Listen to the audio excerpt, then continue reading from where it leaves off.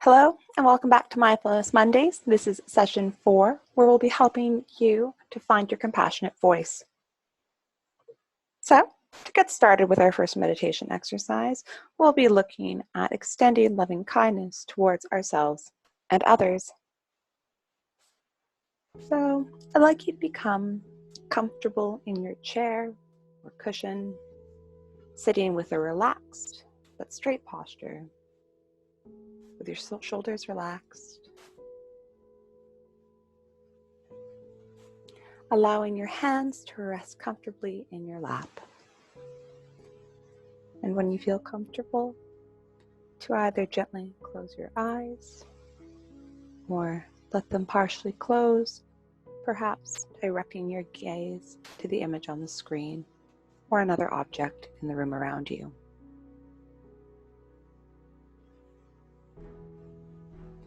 Settling into awareness of the body. I'd like you to take in a nice, deep, satisfying breath in through the nose and out through the mouth.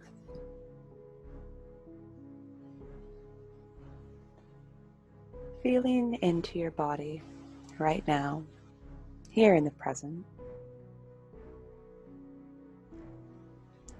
Try noticing what's here for you.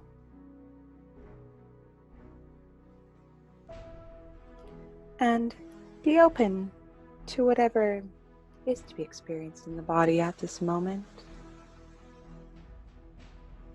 Perhaps some discomfort, or even a little spark of joy in the pit of your stomach. Connecting to the breath and noticing the wave-like movements of the belly as you inhale and as you exhale. Let us focus on connecting to the breath for the next 5 counts in and out.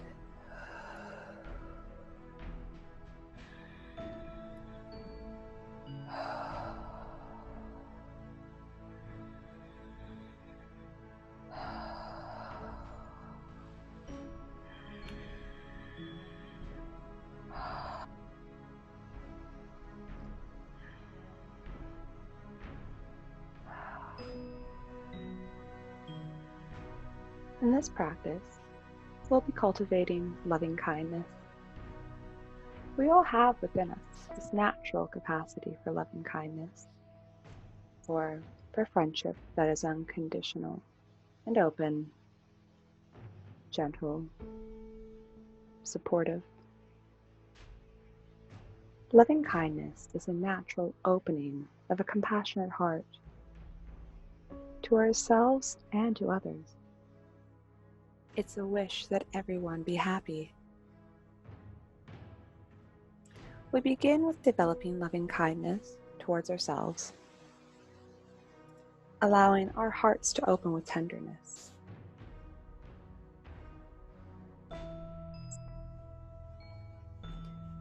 I'd like you to allow yourself to remember and to open up to your basic goodness. You might remember these times where you've been kind or generous. You might recall your natural desire to be happy and not to suffer. If acknowledging your own goodness is difficult, perhaps try looking at yourself through the eyes of someone who loves you. What does that person love about you? Or perhaps recall the unconditional love felt from a beloved pet.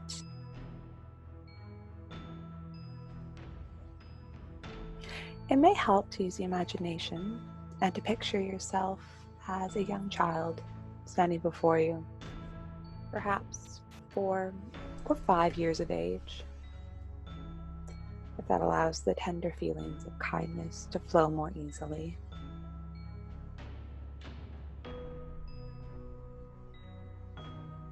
Let us take the next few deep breaths in and out, to channel ourselves to remembering and opening up to our basic goodness and letting the feelings of kindness flow through you.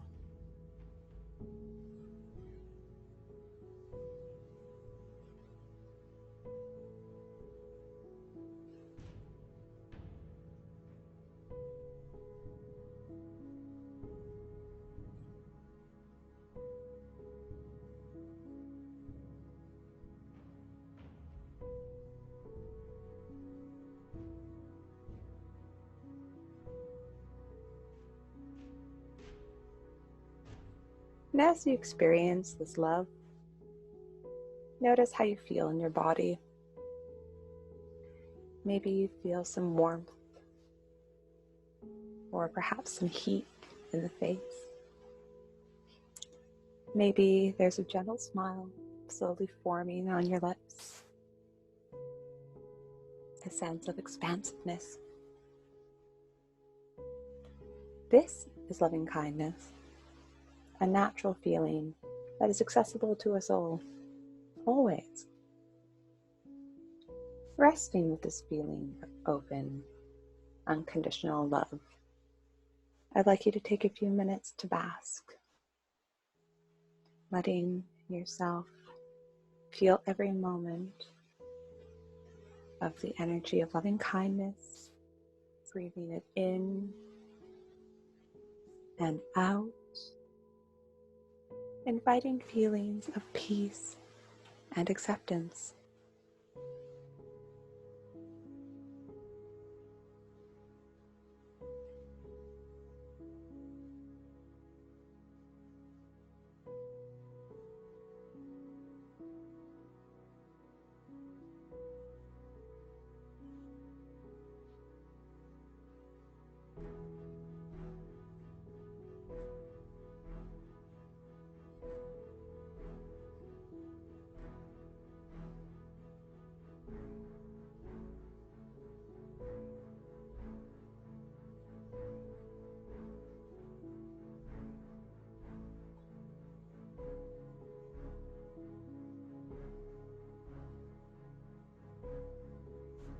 So now that you've allowed yourself the space to bask and enjoy in the energy of loving kindness, I'd like you to begin to now wish yourself well by extending words of loving kindness towards yourself.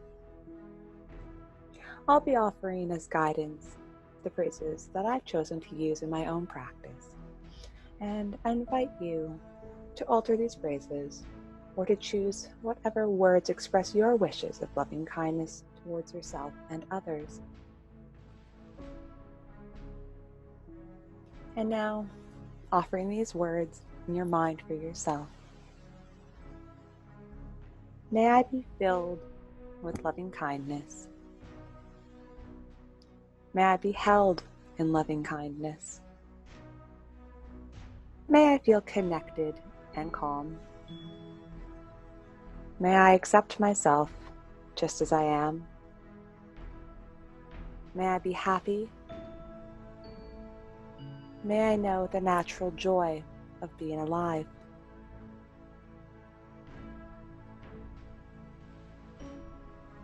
And now, repeating in mind these words of friendship and kindness to yourself once again. May I be filled with loving kindness. May I be held in loving kindness. May I feel connected and calm. May I accept myself just as I am. May I be happy. May I know the natural joy of being alive.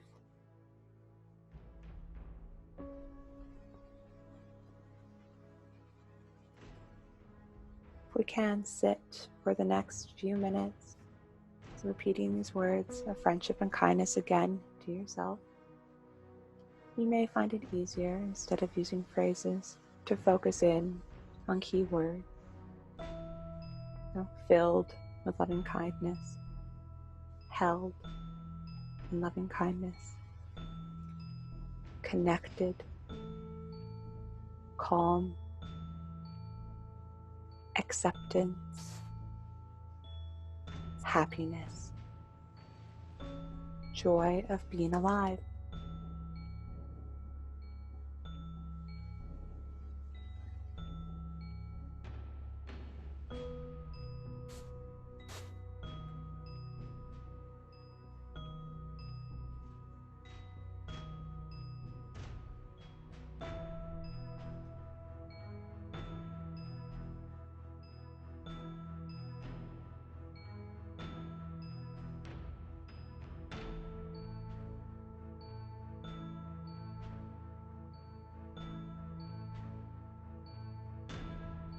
Now, you can begin to open the circle of loving kindness by bringing to mind someone who's dear to you, someone whom you care about and who's always been supportive. Take a moment to pause and reflect on this person's basic goodness, sensing what it is in particular that you love about him or her.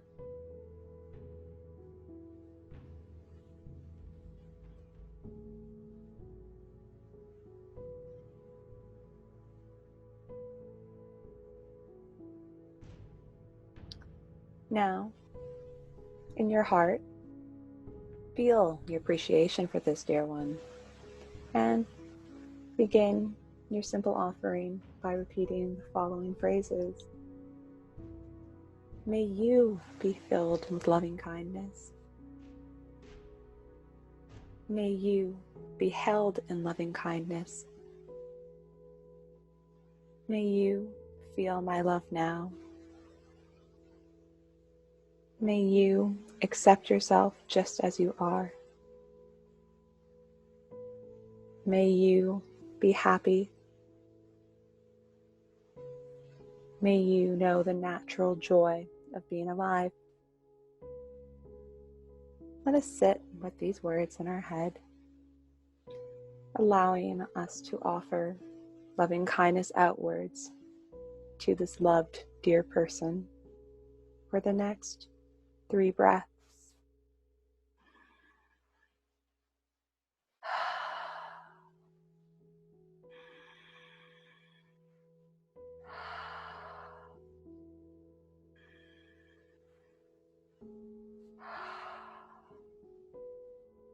Now, bring to mind a neutral person. This is someone you might see regularly, but don't know that well. It might be a neighbor, or perhaps the person who runs the local shop. Bring this person to mind now, and once present, repeat the following words of loving kindness. May you be filled with loving kindness. May you be held in loving kindness. May you feel my love now. May you accept yourself just as you are. May you be happy. May you know the natural joy of being alive.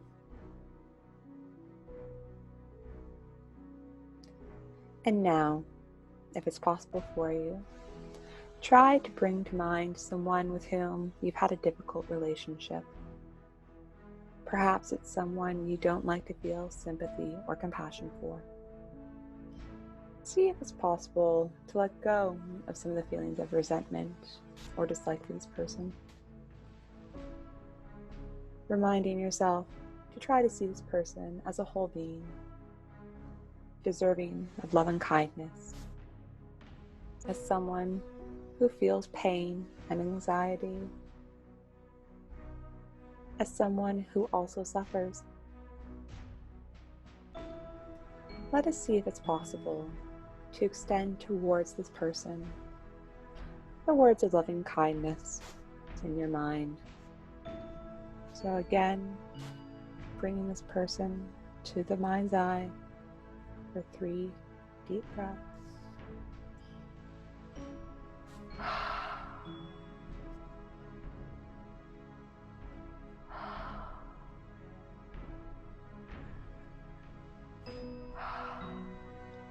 now repeat after me our words of loving kindness. May you be filled with loving kindness. May you be held in loving kindness. May you feel my love now. May you accept yourself just as you are. May you be happy. May you know the natural joy of being alive. Now, I'd like you to allow your awareness to open out in all directions, towards yourself, a loved one, a neutral person, and a difficult person, and of all beings, humans and animals living everywhere, living in richness, poverty, war, peace, hunger, and abundance. Being aware of all the joys and sorrows that we as beings experience. And repeat after me the following loving kindness words. May all beings be filled with loving kindness. May all beings be happy. May all beings awaken and be free. May all beings be happy.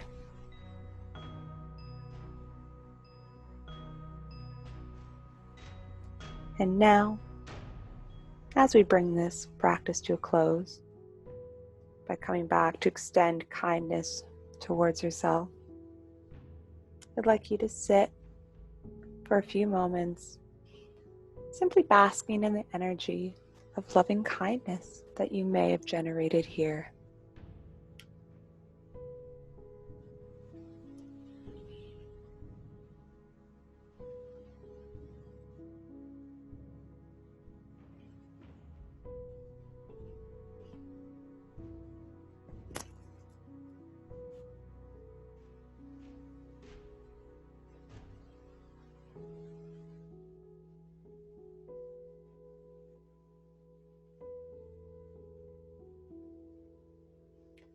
And when you're ready, I'd like you to take one final deep breath in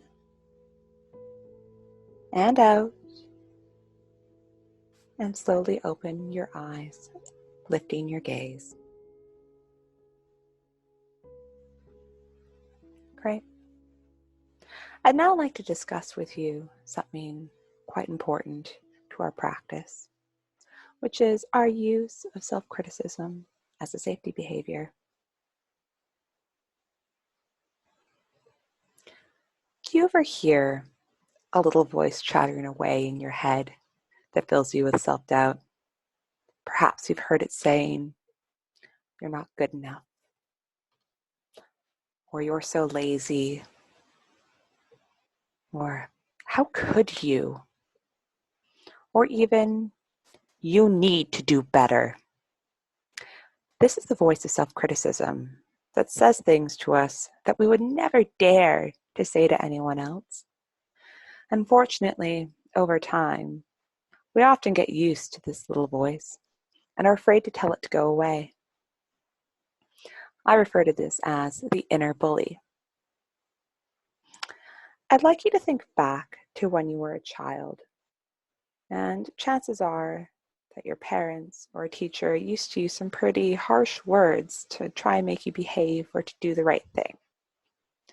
Whether it worked or not, these early experiences can imprint on us a deep belief that if we're really hard on ourselves about what we did or didn't do, about who we are and how we should be, we'll be able to become the people that we're meant to be. Reflecting back on this, in general, does it really work? Or does this keep us from achieving our true goals and being the person that we want to be? Taking risks can be scary, and many people often develop self-critical habits as a way to protect our fragile selves from experiencing pain, embarrassment, or disappointment. Researchers have found that self-criticism is actually far more destructive than helpful. In fact, neuroscientists suggest that self-criticism actually shifts the brain into a state of self-inhibition and punishment that causes us to disengage from our goals, leaving us feeling threatened and demoralized. This self-criticism seems to actually put the brakes on our plans to take action, leaving us stuck in a cycle of rumination, procrastination, and self-loathing. Now, we should take a moment to clarify that the inner bully doesn't make it impossible to achieve things. It can, though, distract you, slow you down, or over time wear you out. Kristen Neff, who I mentioned back in session 1, suggests that through tapping into our self-compassion, or our kind inner voice, we can help to break the entrenched patterns of self-criticism, while still allowing us to be honest about our fears. So, let me be clear. This isn't about giving yourself permission to not show up, or to let yourself off the hook, or to blame others. Rather, think of your self-compassionate voice as a wise and supportive mentor, or a kind friend who's encouraging you to see things in a clearer, more balanced way, to help you to remember that nobody is perfect, and to be kind, understanding, and accountable to yourself. The 3 cores of self-compassion, mindfulness, connectedness, and self-kindness, help us to see that our critical self-voices aren't really trying to harm us, but are often unnecessarily harsh in a misguided effort to protect us. Instead of taming, shaming, or blaming these voices for undermining our confidence, self-compassion has been shown to help reduce our levels of stress, anxiety, and self-doubt by allowing us to see them for what they are, just stories about the things we fear, and not the truth about who we are or what we're capable of. Engaging with self-compassion helps us to generate more positive feelings that balance out our fears and allow us to feel more joyous, calm, and confident. It helps us to activate our brain's caregiving and self-awareness systems, making it easier to believe that we are capable and worthy. It makes us less self-conscious, less likely to compare ourselves to others, and less likely to feel insecure. So, how can we practice being more self-compassionate? Like most things in life, practice makes perfect. The more you're able to practice being self-compassionate, the better you'll get at it. And here are 3 simple exercises that can actually make a big difference. So, looking at the first one, identifying what you really want. I'd like us to do this together. So take a minute or so to identify what it is you really want by thinking about the ways that you use self-criticism as a motivator. So, I'm too lazy, I'm too impulsive. Because you might find that by being harder on ourselves, this will help to increase change. So let's take maybe 20 seconds or so just to think about, to identify what it is we really want.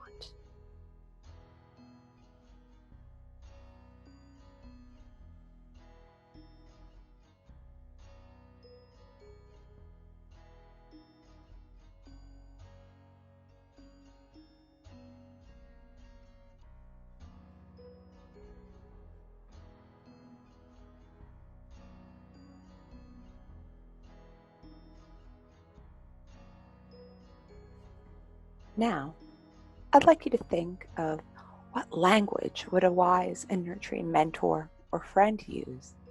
to gently point out how your behavior may be unproductive, whilst encouraging you to do something different. What's the most supportive message you can think of that's in line with your underlying wishes to be healthy and happy as it relates to these changes? Take a moment, and if you can, write this down and put it somewhere where you can see this each day. By doing so, you'll be reminded of what really is important and how this aligns with how you want to be happy and healthy.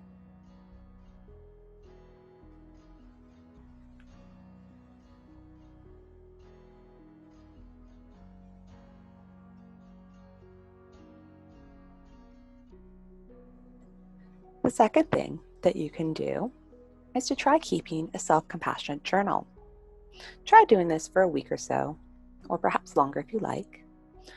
Write down anything you felt bad about, or anything you may have judged yourself for, or any difficult experience that has caused you pain. And for each event, practice using your kindness, sense of connectedness to humanity, and mindfulness to process the event in a more self-compassionate way. Write down the alternatives in which you could have responded to yourself, bearing in mind your self-compassion.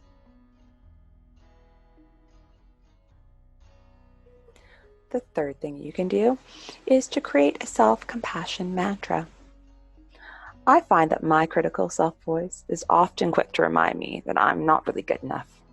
So to gently counter this, I use my self-compassionate voice and I say to myself something along the lines of, in most situations, you're better than you think you are.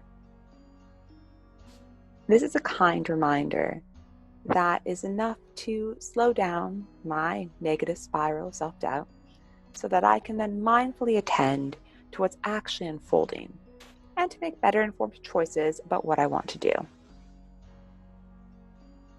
If you can, over the next week, I'd like you to try to create your own self-compassion mantra by thinking about what a wise mentor or kind friend would say in these moments of self-spiral and negative doubt, and to focus on what he or she would say during these times.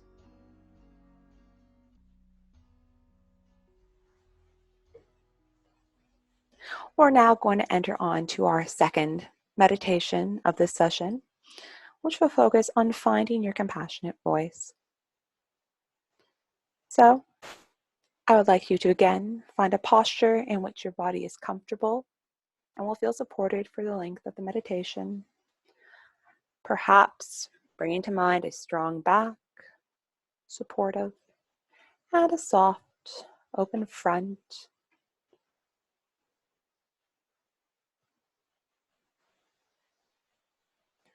Then gently close or partially close your eyes, perhaps gazing at the image on the screen or something else in the room, whatever's most comfortable for you.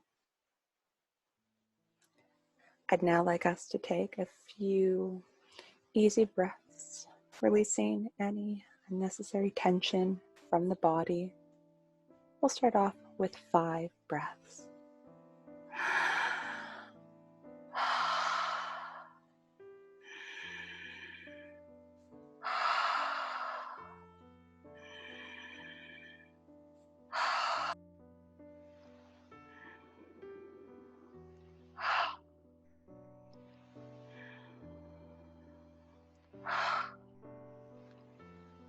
Fabulous. Now, if you'd like, placing a hand over your heart or another soothing place as a reminder that we're bringing not only awareness, but affectionate awareness to our breathing and to ourselves. You can choose to leave your hand there or let it rest down in your lap at any time.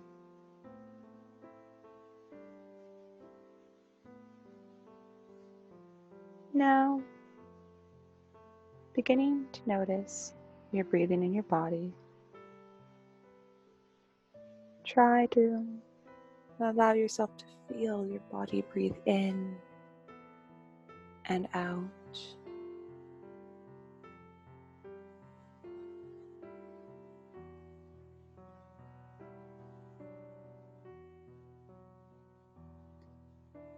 Now, releasing this focus that we've held on your breathing. Allow the breath to slip into the background of your awareness and begin to offer yourself loving, kind words or phrases that are meaningful to you. Try whispering these words into your own ear.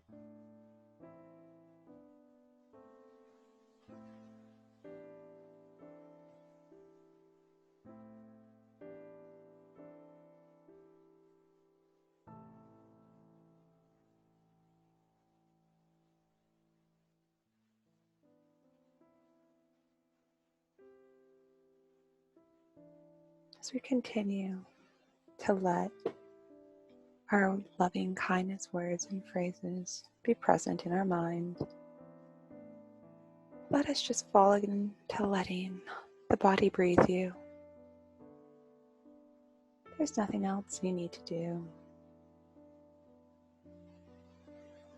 Simply breathe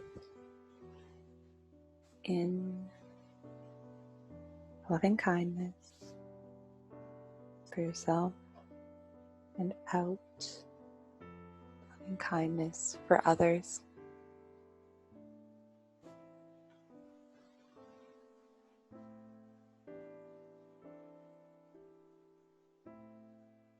Perhaps noticing how your body's nourished on the in-breath as you breathe in loving kindness and relaxes with the out-breath as you share this to the world around you.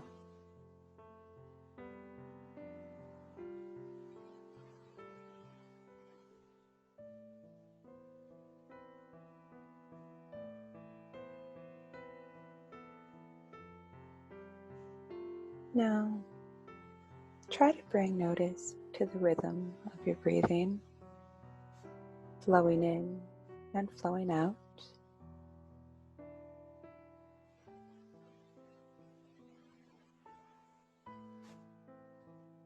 Let's take some time to feel the natural rhythm of the breath.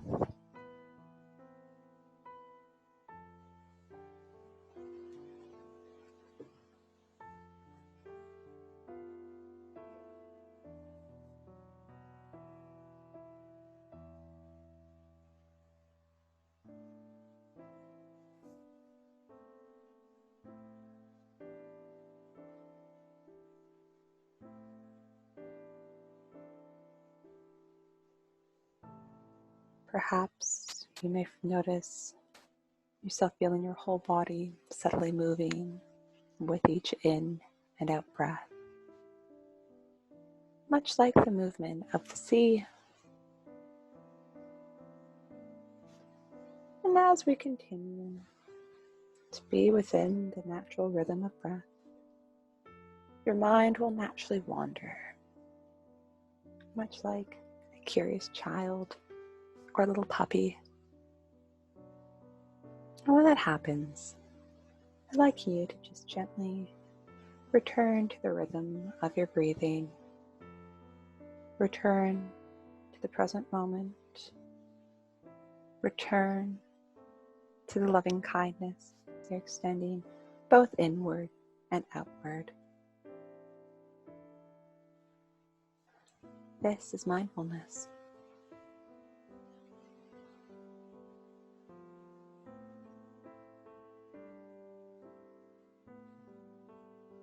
Allow your whole body now to be gently rocked and caressed, internally caressed by your breathing and words of loving kindness.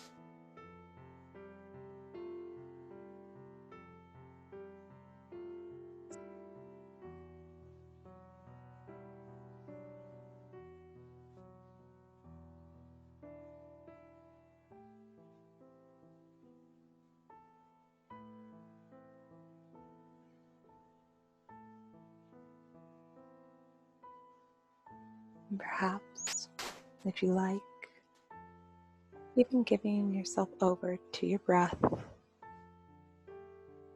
letting it be all that there is, becoming just the breath.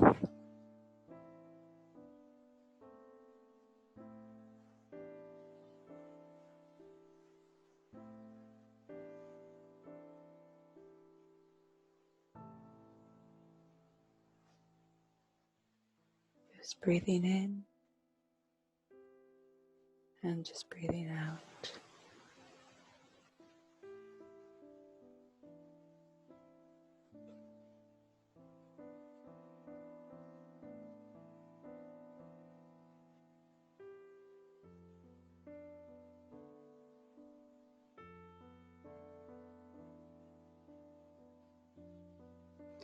And now, I invite you to gently release your attention to the breath, sitting quietly in your own experience, and simply allowing yourself to feel whatever you're feeling here in this moment, and to just be as you are.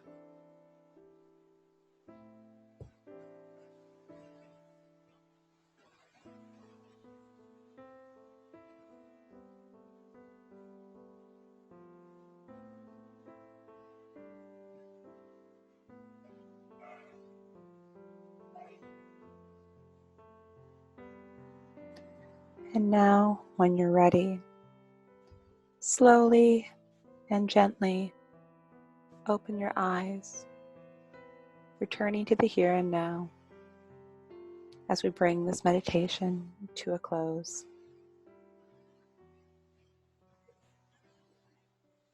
Perfect. We're now going to explore the use of equanimity phrases. So, equanimity describes the complete openness to experience without being lost in reactions of love and hate. It can be often interpreted as balance, and its characteristic is to arrest the mind before it falls into extremes. So equanimity is a spacious stillness of the mind, a radiant calm that allows us to be present fully with all the different changing experiences that constitute our world and our lives. So traditionally, one practices equanimity by repeating certain phrases during a meditation practice.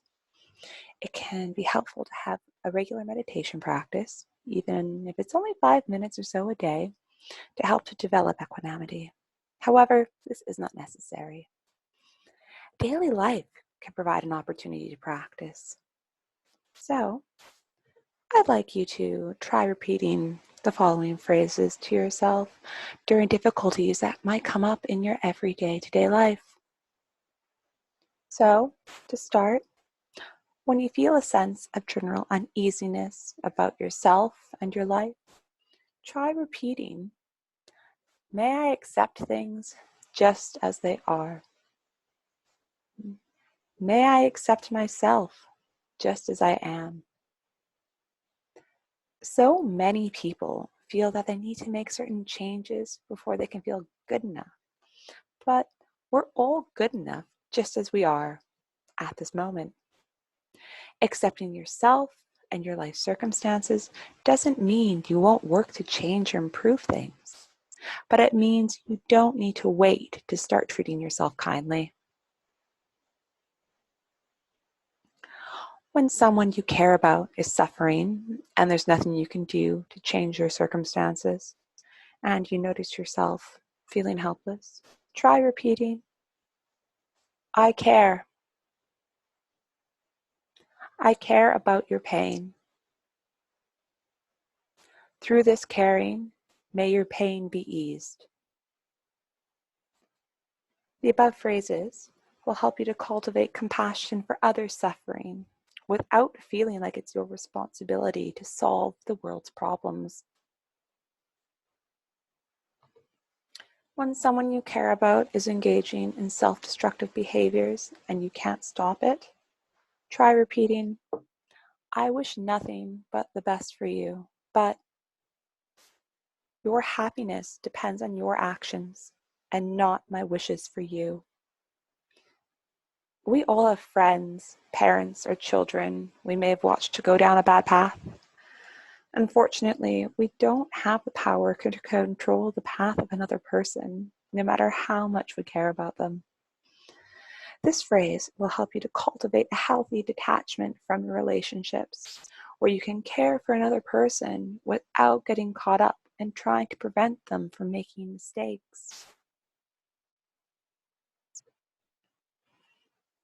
When bad things happen, as they inevitably do, because suffering is a part of life, try repeating, whether I understand it or not, things are unfolding according to a natural order.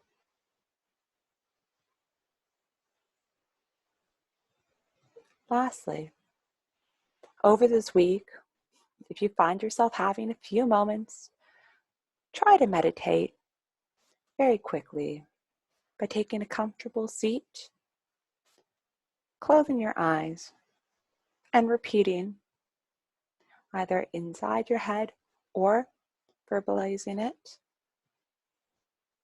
Breathing in, I calm my body. Breathing out, I calm my mind. May I be balanced, and may I be at peace. Equanimity is being able to hold all elements of your experience with wholeness, coherence, and harmony. It's a practice of finding freedom no matter what life brings to you. So, over the following week, if you find yourself experiencing a sense of uneasiness or frustration that somebody you care about is suffering, or engaging in self-destructive behaviors that you can't stop, try repeating these phrases to yourself and engaging in a few moments of gentle meditation.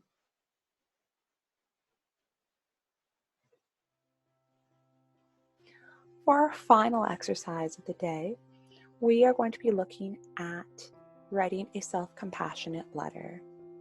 And this is an exercise that I would like to invite you to do.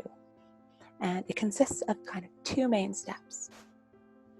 So, for step one, we need to recognize that everyone has something about themselves that they don't like. Something that causes them to feel shame, to feel insecure, or not good enough.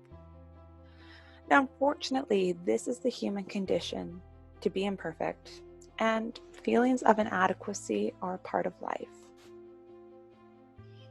What I'd like you to try to do for step one is to write down on a piece of paper something about an issue that you have that tends to make you feel inadequate or bad about yourself.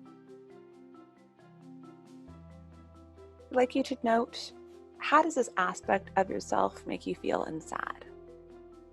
Do you feel perhaps sad, scared, insecure, or angry? And think about the emotions that come up for you when you think about this aspect of yourself. And to reiterate, this is just going to be between you and the paper. So I'd like you to try to be as emotionally honest as possible, although it may be painful.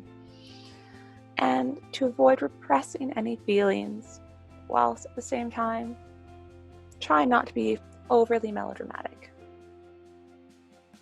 Try to feel your emotions exactly as they are in this moment, no more and no less, and to simply write about them. Take 5, 10, 15 minutes for this exercise.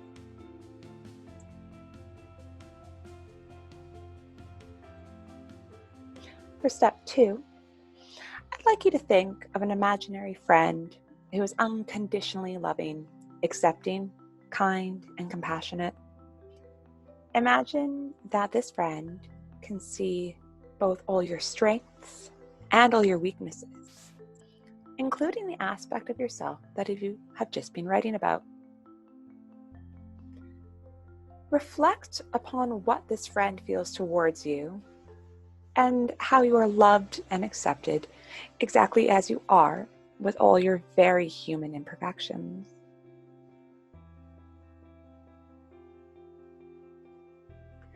This friend recognizes the limits of human nature and is kind and forgiving towards you. In his or her own wisdom, this friend understands your life story and the millions of things that have happened to you in your life to create you as you are in this present moment. This inadequacy that you've come up with is connected to so many things that you didn't necessarily choose. Genes, family history, life circumstances, all things that are completely out of your control.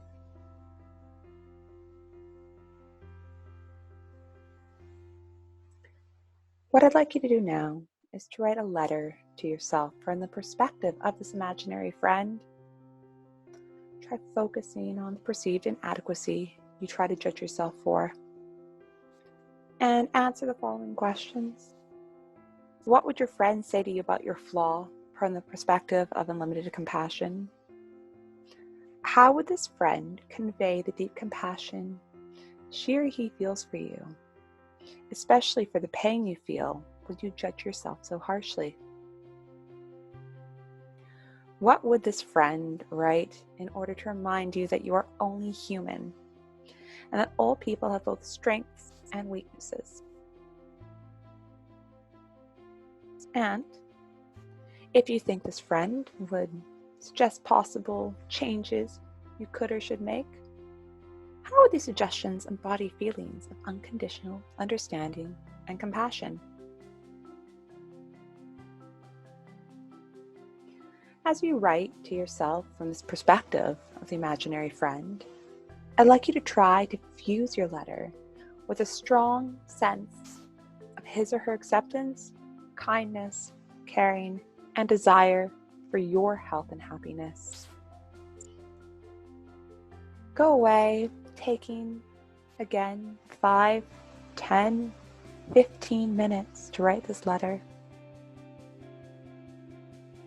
And once you're done, put it down for a little while. Say a few hours, maybe a day. And when you come back, reread it and let the words really sink in. I'd like you to try to feel the compassion that this friend holds for you as it pours into you, soothing and comforting you like a cool breeze on a hot day. Love, connection, and acceptance are your birthright, and to claim them, you only need to look within yourself.